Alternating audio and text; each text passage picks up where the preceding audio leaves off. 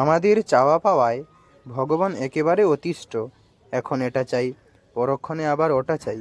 এমনি করে ভগবানের দরবারে অনেক চাওয়ার দরখাস্ত ফাইল হয়ে আছে।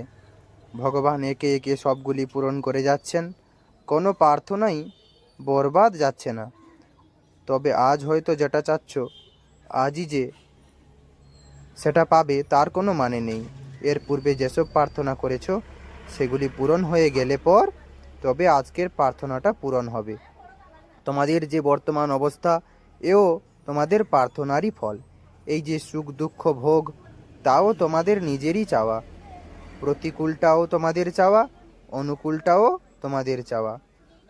তাই আমরা নিজের স্বরূপ না বোঝা পর্যন্ত, নিজের স্বরূপ বলতে আমি কে, আমার প্রকৃত পরিচয় কি, আমি কোথা থেকে এলাম, এটি না জানা পর্যন্ত আমরা ভগবানের কাছে কিছু চাইব না। তিনি মজুরি স্বরূপ যা দেবেন আমরা মাথা পেতে নেব।